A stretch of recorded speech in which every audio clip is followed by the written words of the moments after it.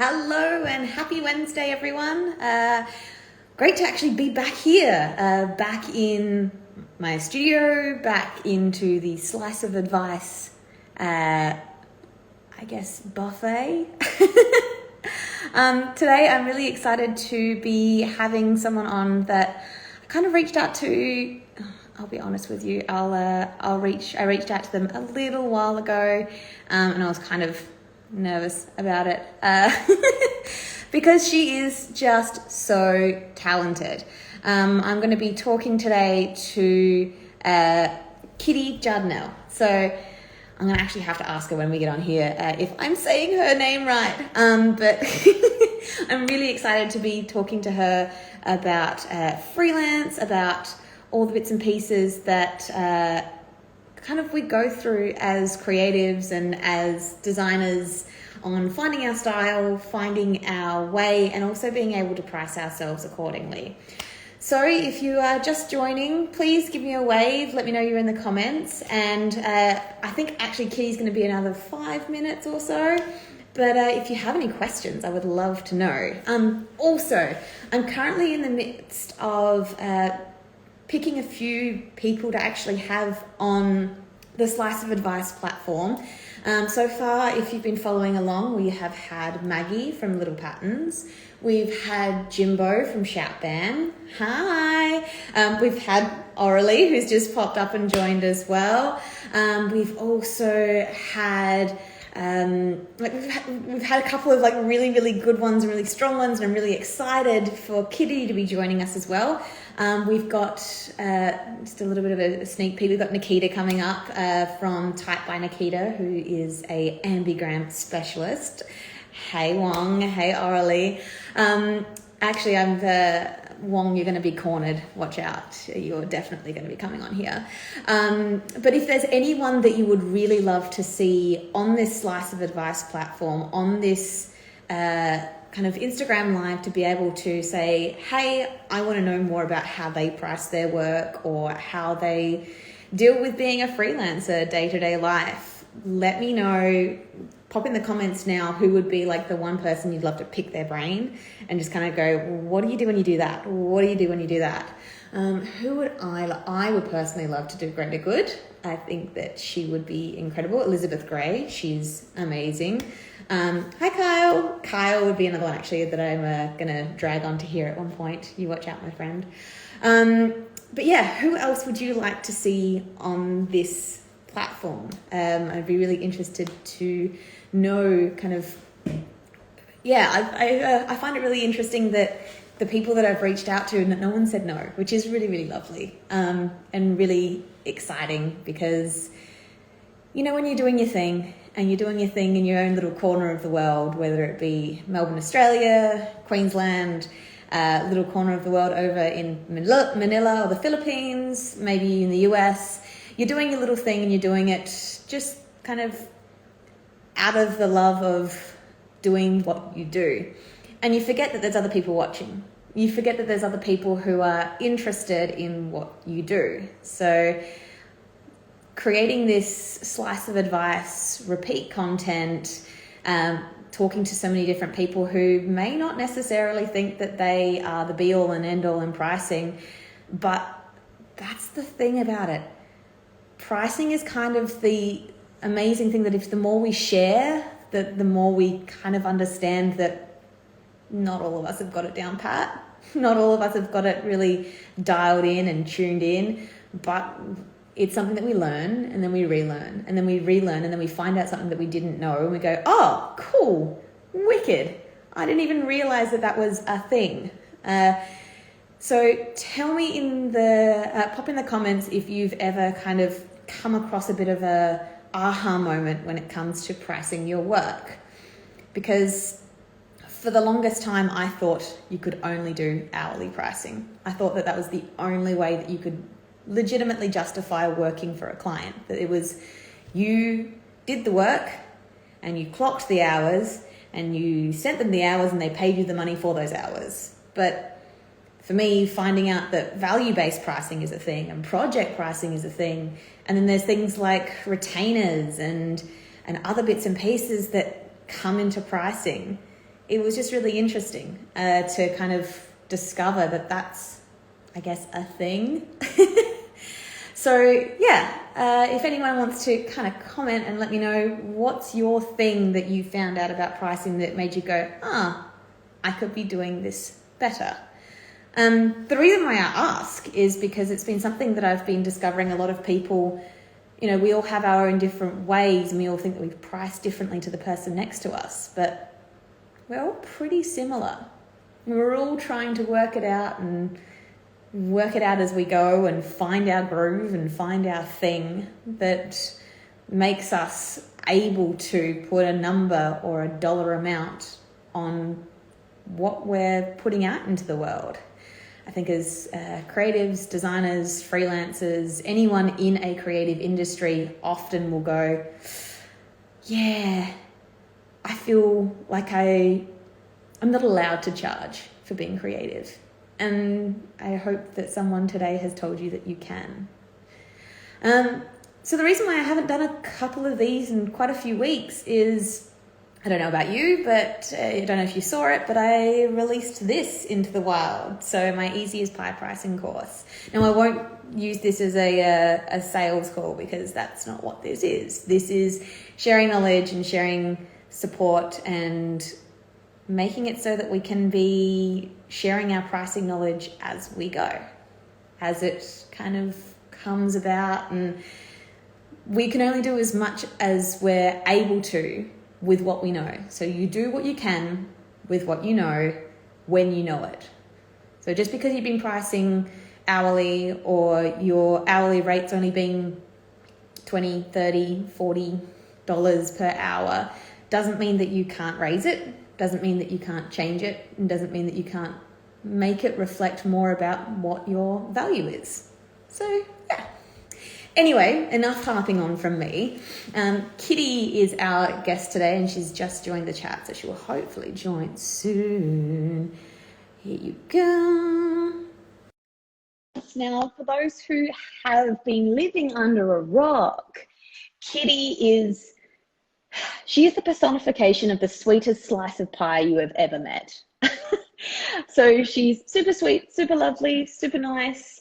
And her illustration style it could never come from my brain. It could never come from my mind. So if you haven't checked her out yet, I highly recommend that you follow Kitty. So let's see if you want to come join me. Ooh.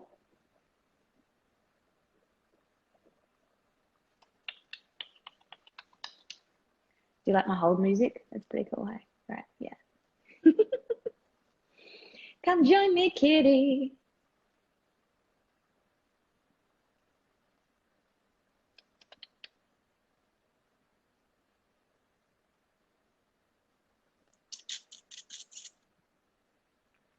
Kitty, let me know if you're having any trouble joining. Oh my goodness, I've just noticed. You can see the yellow on my hands. Hi, Kitty! Hi, guys. How are you? Can you see me? I can see God, you. the angle is there. Got a better shot? Wow, Yeah. the hair is even more intense in person. This is fantastic. Look at that. It's blue. It is very blue. I legitimately just came from the hairdressers, and I was saying to her, Yeah. should we go teal? Should we just Go teal? for it. That's crazy. Yeah. I'm getting married in April next year, so I'm like, maybe after the the marriage, or the wedding. The wedding. Yeah. Cool. Yeah, so go for welcome. it. Thank you so much. Yeah. Yeah, thanks for having me. I'm kind of nervous, but yeah, We're let's all have fun nervous. today. Well, look, that's fine. Side note for everyone, the fiance has said before is fine. So he'll still marry me if I have teal hair. So you're all witnesses to it. Yes. I think you should do it. I mean, it would make your wedding so memorable, you know? Yeah, exactly. And he Yeah. doesn't even know what I've got planned for the wedding gown. So, Oh, so if you're interesting. joining us, I am so, so grateful and thankful to have you here. Throughout this impromptu chat, please I chuck in any know. questions that you Yeah. have under the question thing down the bottom. So if you have questions, we'll answer them as we go.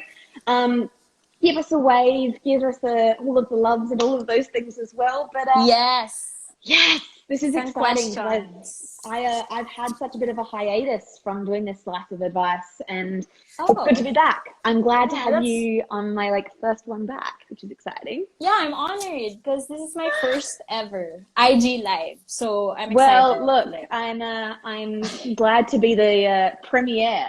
We'll just roll out the red carpet, premiere, sparkling lights. yeah. So, Kitty, I would love for those who don't know you, if you could give a quick Hmm. little bio of who is Kitty. That's a loaded question, but I'm hi everyone. I'm Kitty. I'm a Filipino lettering artist, designer, and illustrator. And I like to use vivid colors and very rough textures, I guess, to mimic printed works. Because I don't know, I love seeing artworks printed, and I'm inspired by vintage illustrations and ephemera. So I guess that's what people feel when they see my work. So yeah, that's me, like in two sentences. No, that's good. That's good because, realistically, we want to kind of capture exactly who we are, what we do, what makes us different. And I think that's really true for Yeah. you, is that yours is texture and color. Like that is the way that Yes. I would describe your artwork is it is the cross section of texture and color and not even just passing each other by, just smashing each other into together. Yes. Like a Awesome. sandwich, a Yeah, beautiful sandwich. sandwiches. Okay, now we're hungry. Yeah, I'm always hungry. Why do you think I base Same. everything on food? I can't help it. So, I wanted to kind of get on a Instagram live and talk about pricing with you because pricing is something Okay. I don't know about you, but I've always found that a lot of people are kind of don't want to say how much Yeah. they charge, or they don't want to say, oh, this is my rate, just in case someone else charges more or less or anything like that. So I feel Yeah. like my mission is to try and get rid of that taboo, get rid of the Yeah. conversations of Yeah. you can talk about money, it's fine. True. Yeah. So when you create your projects or your work, how do you prefer to price your projects? Well, there are usually, well, for all artists, there's like a lot of factors to like consider. And I guess a lot of my main factors really is time and how like intricate or how hard the work will be. Mm-hmm. I'm still a student right now, which is like crazy because I'm balancing like commissions and freelance and school. And also it's really hard to give prices because there's no our work isn't quantified. Like we can't say, oh, this kind of artwork is this price, right? Like it depends on the project. So the way I do it usually, I have to admit, I usually just eyeball it. I don't really work per hour or per, let's say, if it's a book project, whatever it is, whoever the client is or whatever the book is, this is the set price. I usually also factor in how the client themselves, because imagine a small indie publisher would be very different from, let's say, HarperCollins or Scholastic. Massive. So, Yeah. right? So you also have to factor in the clients themselves. Um, yeah, so it's really I just estimate, and Yeah. it's a work in progress, I guess. Yeah, on how Yeah. to do it. I mean, for yourself, how long have you been doing what you do to be able to have created that kind of experience and ability to eyeball it? Because obviously that's a muscle, a learned skill that you kind of Yeah, you stuff up exactly. a couple of times and then you reassess and then the next one's a little more and then the next one's kind of more Yeah, adjusted. So how long have you been doing what you exactly. do? So I've been, I guess, like lettering. I've been doing it for 7 years now, since first year in high school. So it's been kind of long, also.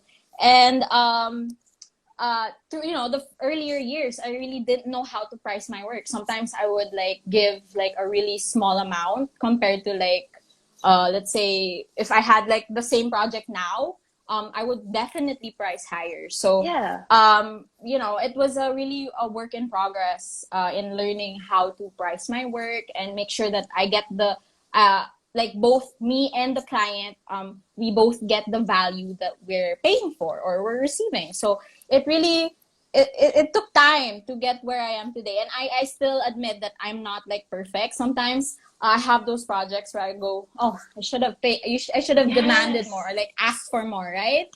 But I like that. I demand more. I demand. Yes. I mean, I'm not sleeping anymore. I need more money. Right? Yes.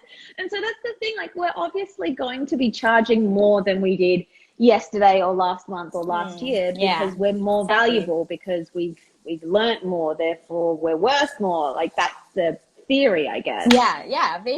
Basically. You have such fans in the comments. It's so sweet. I know some people. Look, it's my bestie Zoe and David and Kat. I know these people. Why are you guys here? You're making me super like nervous. Times 10. No, thank you for coming. I'm so glad. Because you get to say the things that I'm thinking. So this is the other thing that I've been kind of discovering is that you can be sitting there and going, okay, I'm creating things for my audience or my kind of closest people that are around me. But, it's such a global stage and a global audience that, you're connecting with people who are, over the other side of the world, like yourself. Like Melbourne to Manila is a little bit of a stretch, a little bit of a distance, especially now, given no flying. Whatever that means. It's just insane. So getting back to pricing, because quite honestly, I could talk about pricing all day. What was the best lesson that you've learned so far when it comes to pricing your work? Actually, I learned this just super recently, like a few years ago. Way back then, like in the start of my career, air quotes, I would... air quotes, I'm shy. I mean, I'm just like in my early 20s. It's crazy to say career, but early back then, I would like, when clients come over and say, hey, we want you to do this thing, and usually I say, oh, okay, here's the X amount for this, and take it or leave it. Like I used to say, I used to give a definite price, and if they can't afford it, then sorry. But yeah, but now I learned this from a workshop before. The workshop teacher was Alessa Lanot. She's a local calligrapher and artist, and she's like big time. So, wisdom.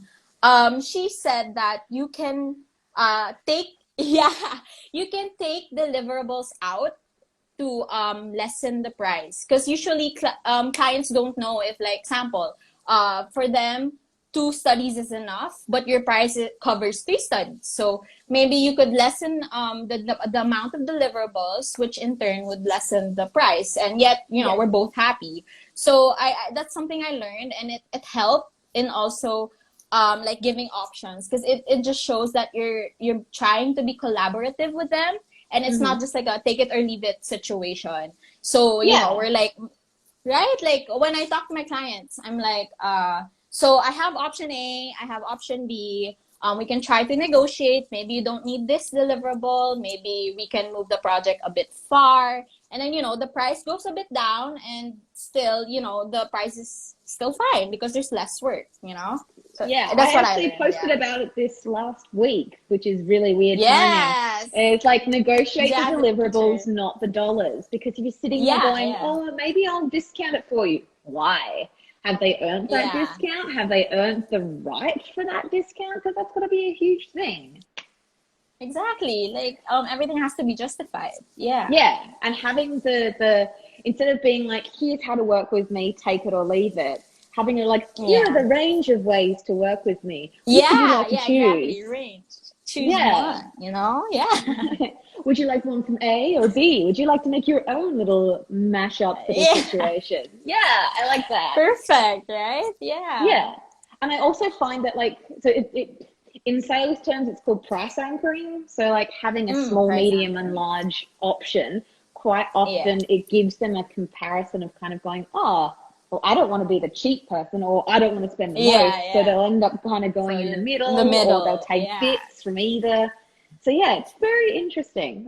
So when it comes to those sort of situations, you've said, okay, here's the price and they've negotiated it, you've done the job, you've looked at it and gone, okay, do you go back and kind of work out if you charged right so that you can do the next one? Like, do you kind of do like a recap?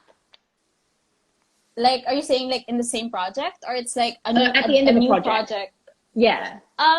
Usually I stick to a deal. I don't really like saying, I did so much work than I initially thought. No. So, I mean, like for yourself.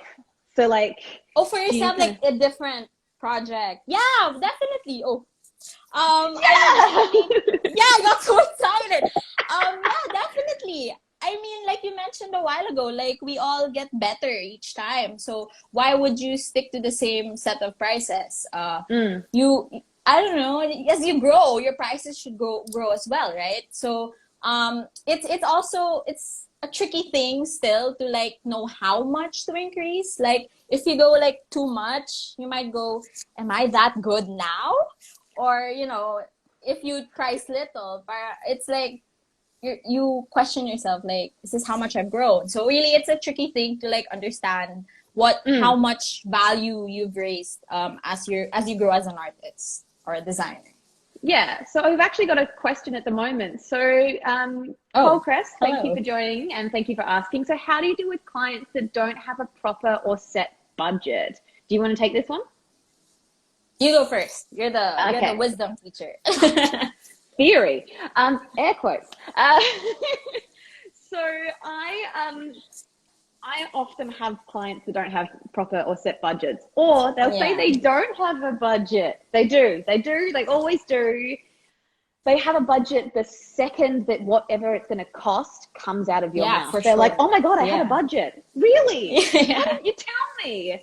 So I think that the way of having, price options is actually a really good way to gauge them into a budget of saying, hey, this is what it should be kind of priced at. So like put what is the bare minimum in the smallest quote, then one up or like a little bit extra. Maybe you'll provide the illustrations so that they can put them in their socials or whatever it ends up being, or maybe you'll do like a behind the scenes video or something, and then just go crazy all out in the largest one. The last like, one, we'll also do you a feature film and go crazy, so that they can actually see what the possibilities are as well.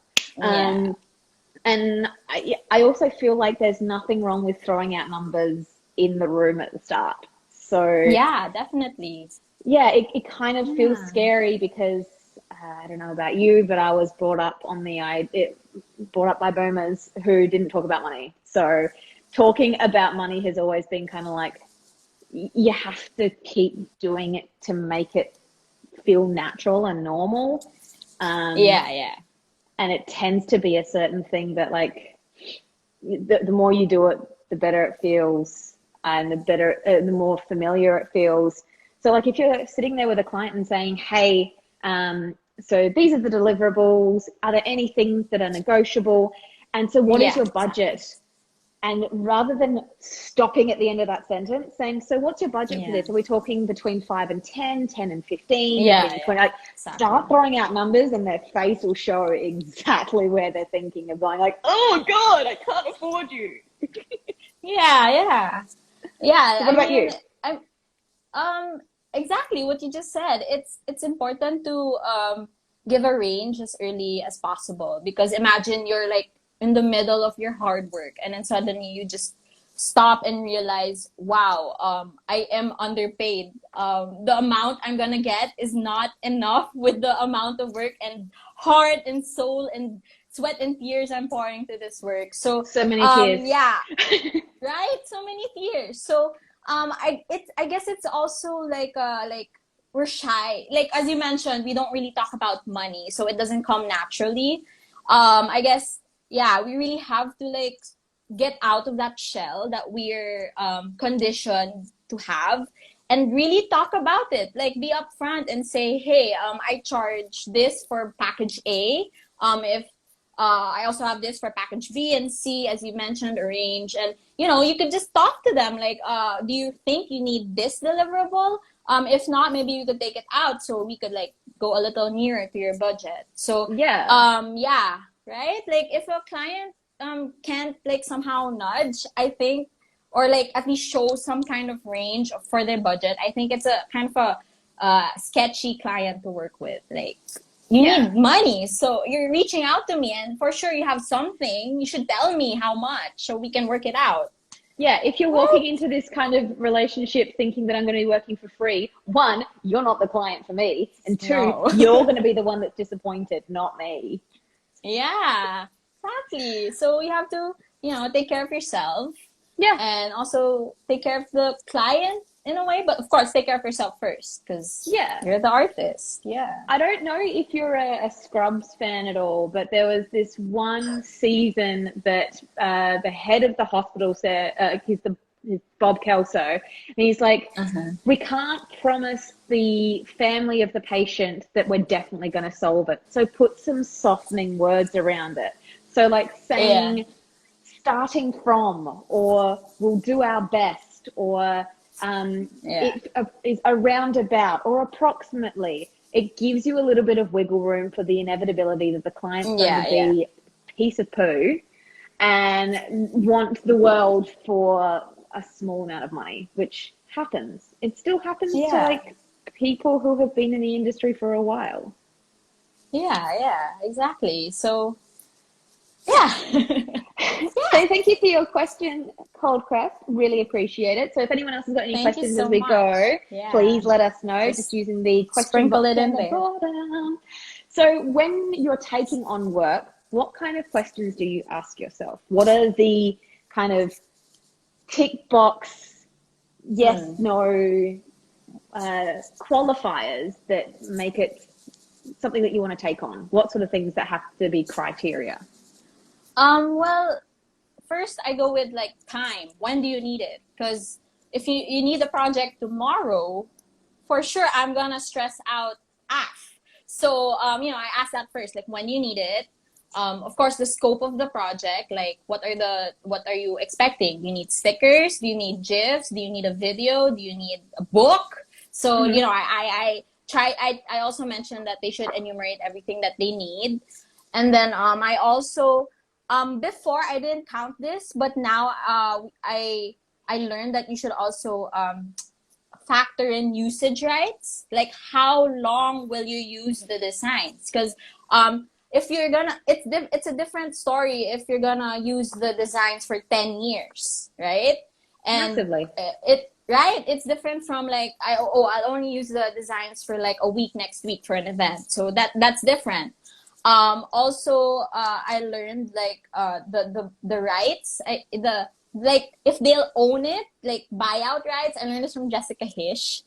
Yeah, that was a good workshop. If you haven't watched that, the art of amazing. dark pricing. She's so good.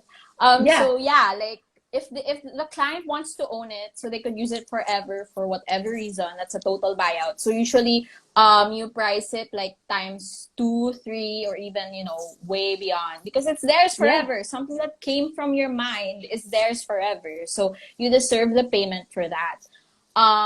So I also consider time, scope of project, usage rights. Also I guess I try to consider also the client themselves. Like if they seem like a really big deal, like if they're like I mentioned a while ago, if they were Scholastica or I don't know, Coke or Facebook, for sure they have like a big budget, so might as well like go all out. as But much as possible.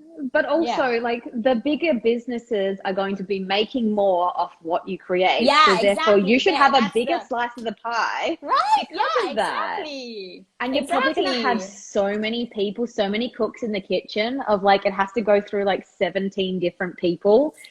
So it's going to be more Yeah, of a pain in the ass. Like, it's going to be so exactly. painful, but you got to make it worth its while, right? Yeah, yeah. I mean, some people usually artists, other artists I've talked to, they forget to realize that part of the project, like how long No. the artwork will be used. Usually they just factor in the work itself. Hmm. They don't factor in how long the designs will be used, and like you mentioned, like the client themselves, because usually if it's like like a big company, there are a lot of people to go through, so you're also spending time, like it takes, for example, 2 weeks to get a response regarding a study. That's like you have to be paid for that, because you're there, the anxiety, the waiting, you deserve to be paid for that, Yeah, right? definitely. But I think there's Yeah. also like validity in controlling where that actually goes when it comes to usage. Yeah. So I Yeah. actually had a fellow designer, a friend of mine, create something for a client, and it's went the piece went so well that they ended up reprinting it 8 times. Oh, But the oh my client, God, that's amazing. it's amazing Oh, for the client, but the yeah. person had done just, this is the cost and that's it.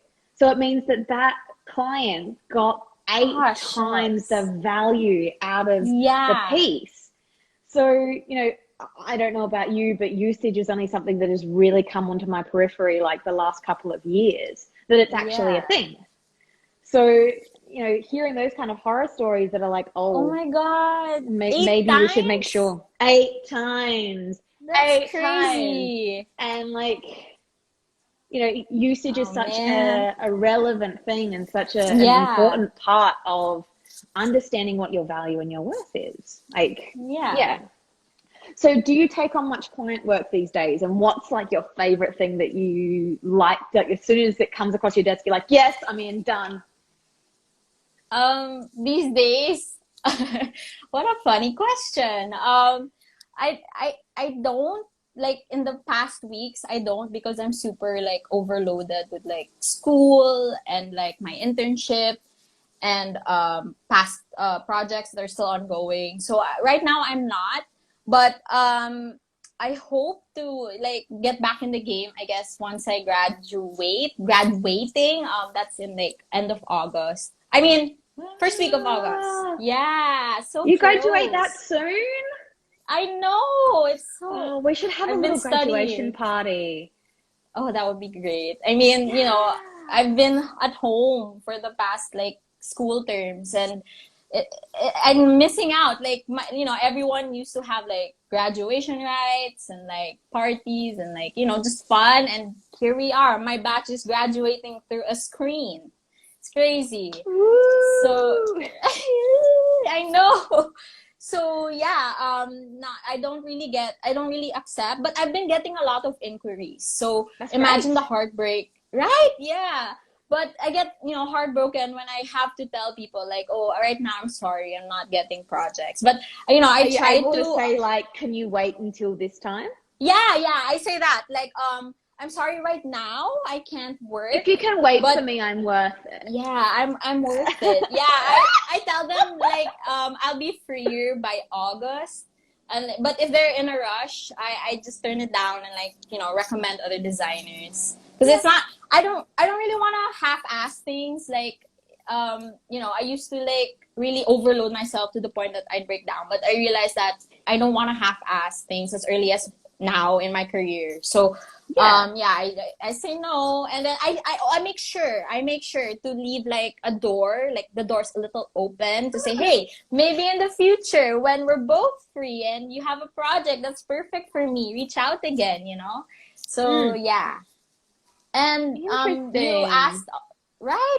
And you also asked what's the kind of projects that I enjoy. Of course, lettering, because I've always wanted to like, I'm always trying to push myself and like what kind of like the different works forms it can get in, and practice. Yes. But I mostly like to get branding projects because I've always been so curious on how I would work in that. So recently I've been getting a lot of those, and I'm working on one right now. So, but I also have two with my internship. So that's crazy. Yeah. Okay. Nice. How about you? I like that. Currently at the have you moment, getting? I have a couple of like corporates that I do recurring work for, and just bits and pieces that they need, as it kind of goes. But a lot of my time is actually being taken up by this thing back here. So my online course, there's two more courses that are coming up in the next couple of months,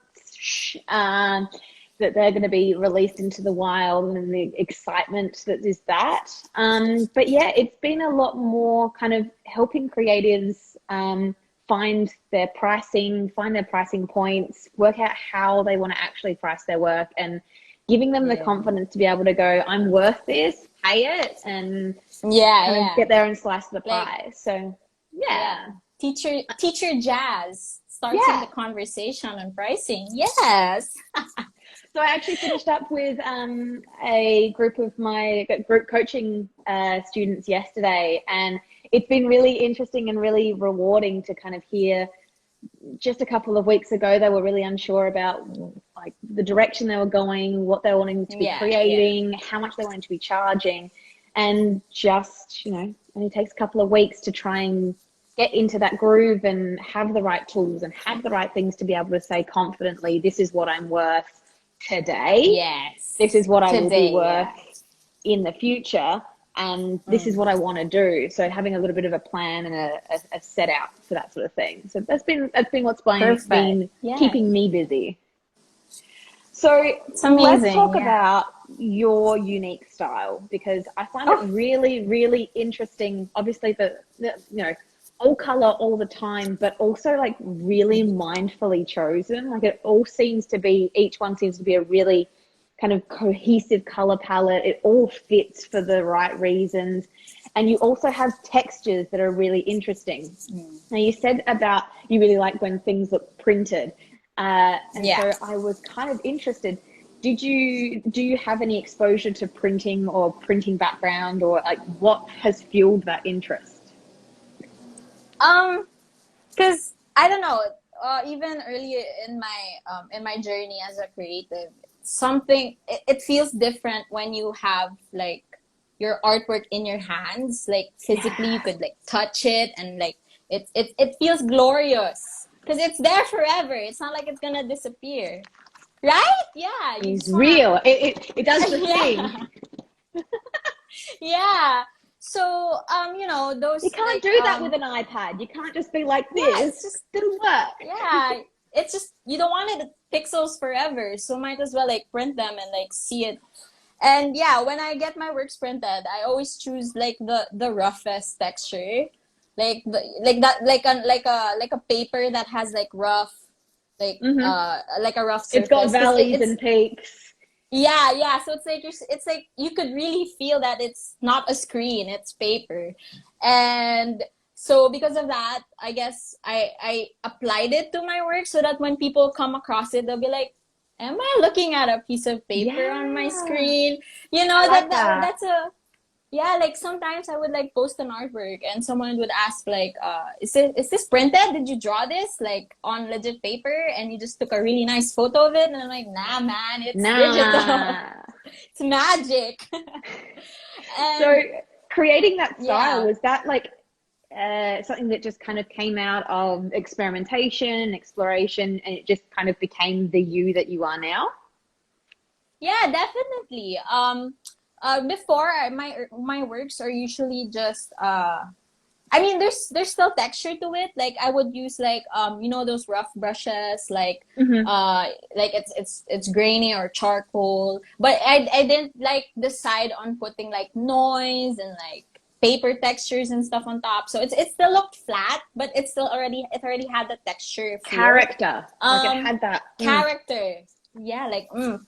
So recently in my locally, like in the Philippines, there's this boom in risograph printing. There's this I was going to say that. printer. Yeah, there's this printer called Bad Student, and like they really popularized it here. So it's like a really young thing. And I don't know, I just fell in love with the process, the way it looks. And then like suddenly I started like checking out like artists. They'd like just pop up in like curated feeds, and like I really fell in love with like how the layers would overlay, and the textures, right? So I guess that's what jump started like the whole this should look like really rough and really colorful. And I really enjoy the process itself, like the way you change the opacity to Yeah, like opacity blend. and like blending layers. Yeah, blending layers. Like I really enjoy like playing around with those. I guess it's really born out of the whole loving the process thing. Because if I don't enjoy it, I would, you know, definitely jump on something, experiment on something else. So Yeah. I guess I'm near to that style that I'm okay to have forever, but we never know. It might change like eventually. Like maybe I like, you know, trendy vector type All of a sudden you're illustration, doing but like Renaissance paintings, but in like a flat yeah, you style. Like never that's know. who knows? Yeah, exactly. From now on, everything that we paint, they're gonna have blue hair. That's it. That's just my style now. There was actually back, oh gosh, a good 12 years ago, there was a club here in Melbourne called Sorry Grandma, and their advertising was purely, they just handed out, you know, those googly eyes. Oh, Like so like the little plastic like stick on, and it looks like eyes. Yeah. Their advertising was just stick them anywhere on people's faces on advertisements. So like other people would have like this advertisement for beauty, and then they just have these like googly eyes. Like googly eyes, yeah. So then that became their thing. So you can do blue hair on everything. Why not? Blue hair, don't care. Yeah. That's so cool. So if you could go back to a younger Kitty and tell her something about pricing, what is the one piece of advice you would give her? And then we've got a couple more questions as well. Oh, I love questions. Yeah. So if I could tell like younger Kitty, it would be definitely the adjust the deliverables, give packages, because really I remember her. She's the type who would just say, take it or leave it. And you know, I would I would kick myself and say, oh, I should have like priced lower or higher, or like you know, I would really regret the price I would give when I could have just like given a range like you mentioned. And yeah, I think if she was able to do that, I think I'd be like a lot richer by now. You never know. Oh, the mistakes we make. No, if only we could go back in time.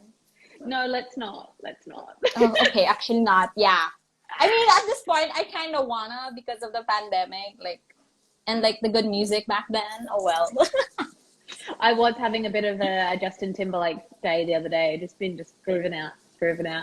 So we've got a question from Soft Bloom. She says, hi, how do you usually deal with creative blocks, especially when you'd still like to keep your audience or clients updated with your work? Kitty, this one's for you, definitely.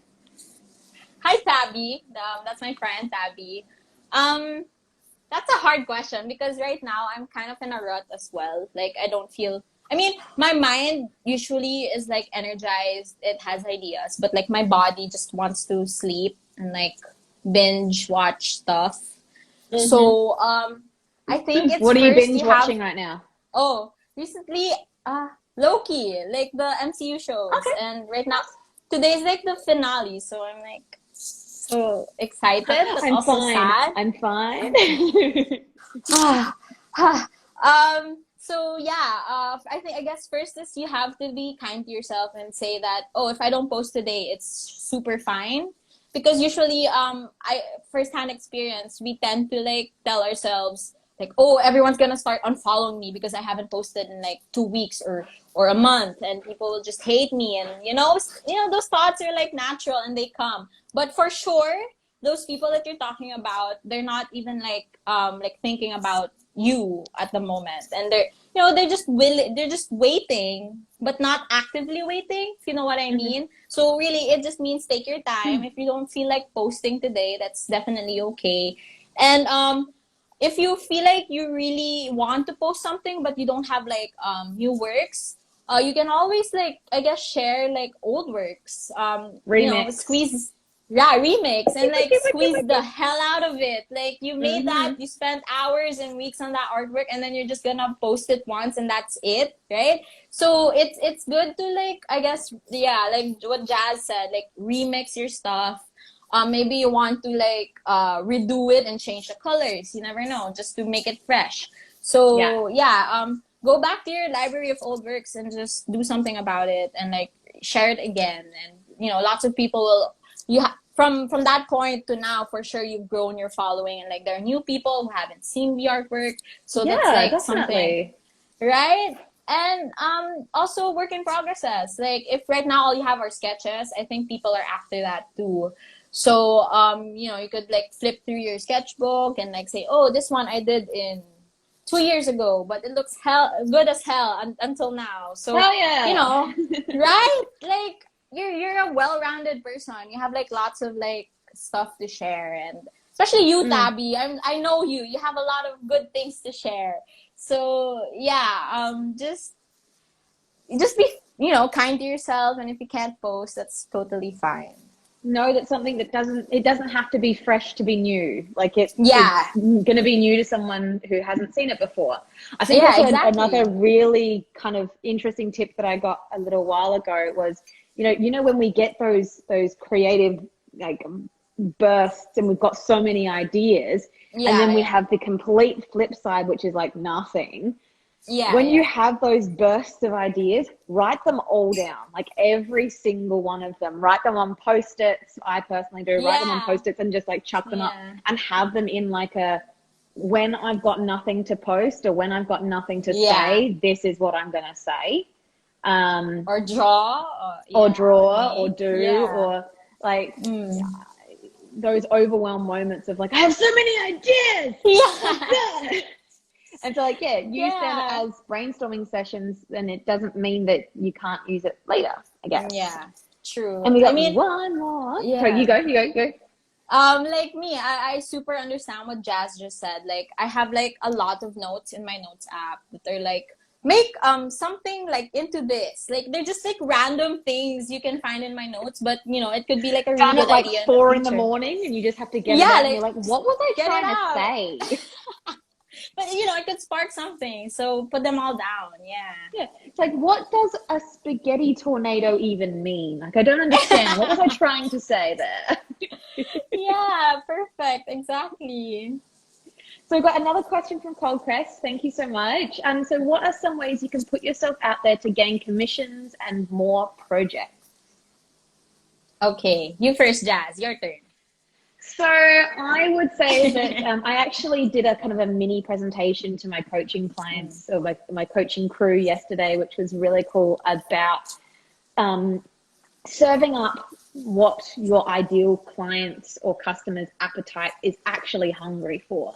So say, for instance, you pick a thing that you're wanting to do. So for this sort of situation, we actually chose chalkboards. So say if someone really wants to be doing chalkboards in cafes and commercial places. So we use the acronym SERVE. So S was for study. So study hard on who you want to be looking at, who you want to be serving, and who you want to be being in front of and being recognized for.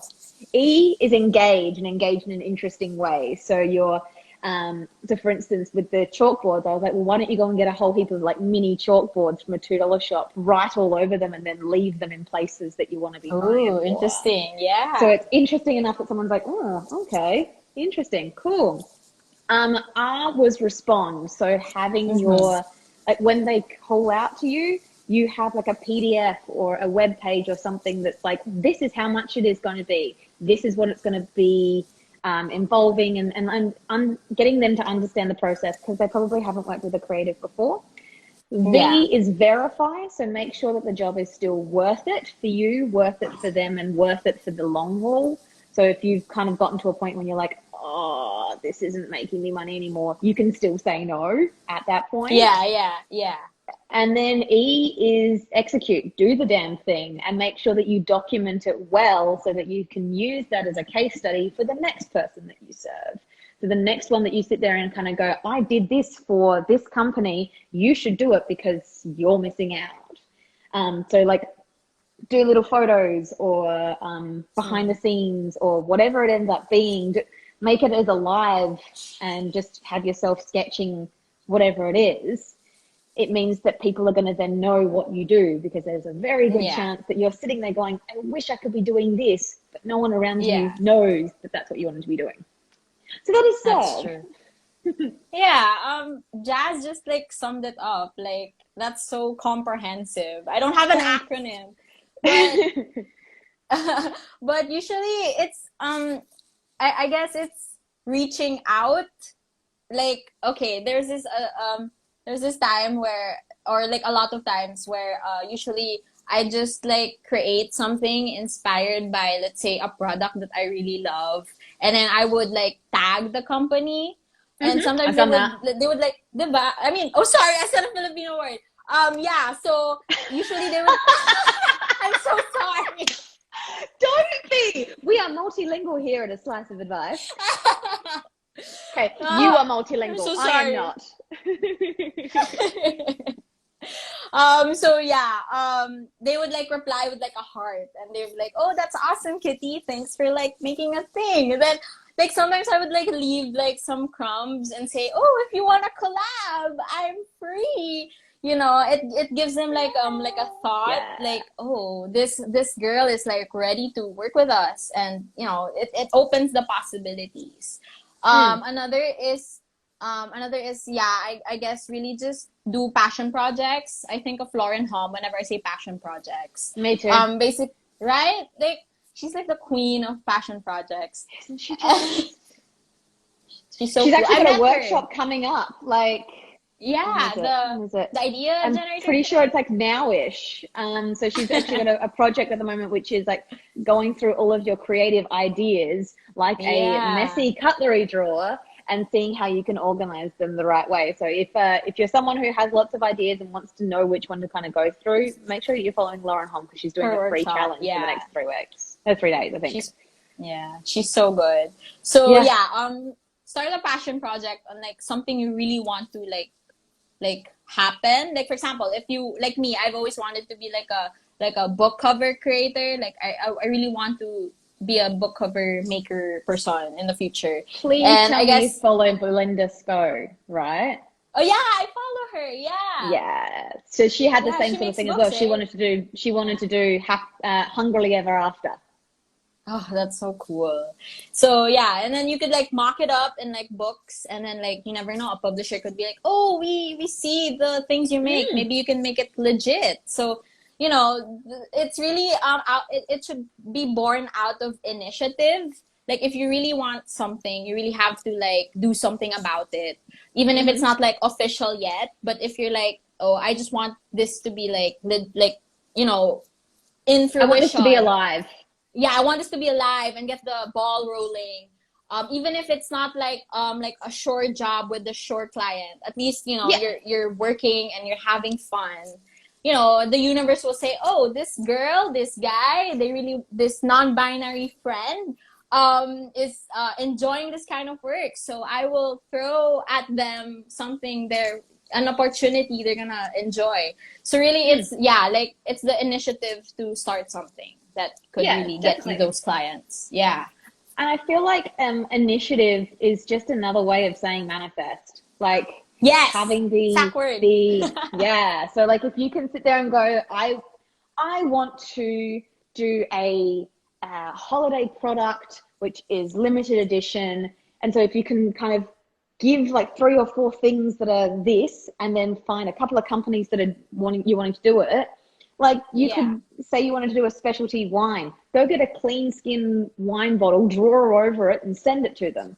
Yeah, that's a massive difference between doing work for free. This is kind of like you're having fun, you're learning something, you're outreaching to them, and you're trying to make them stand up and look at you, because otherwise all you're going to be doing is wishing and hoping and thinking and praying. Yeah, and then it's gonna take forever, and then you're gonna beat yourself up, and it's like a whole evil cycle. So it's really just taking that initiative. Yeah. So there's some ways you can put yourself out there would be reaching out, study who you want to be finding, who you want to be working for, reach out to them and suggest it, because the worst they can say is Yeah. I like that. There's nothing to lose, right? Yeah, sure. So thank you so much for joining me on this chat today. I actually do think that we could just sit here and just like eat popcorn and chat for the rest of the night. It'd be so fun.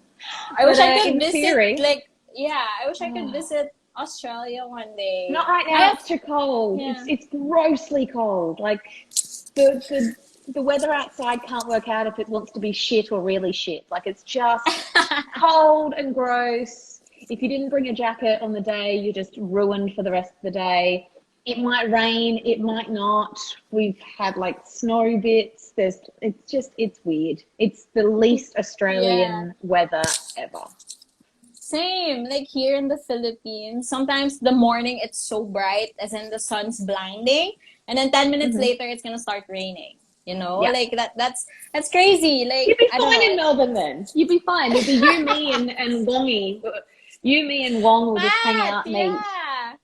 Oh, I'd love to meet him too, Matt Wong. So good. Look, maybe we just need to meet up at Typism next year, all three of us. That's just what we need to do. Like, you need to come to Typism. I'll save up.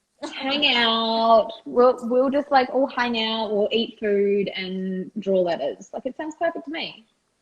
I know. It sounds awesome. Thank you so much for joining me. Anyone who's interested, this will be on a replay on my Instagram Live, on my Instagram TV or IGTV straight after this.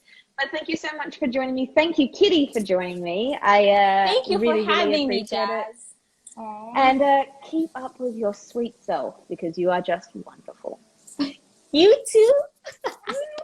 I'm going to do it. Hey! Thanks, guys, so and much. have a great night. You too. Bye. Bye.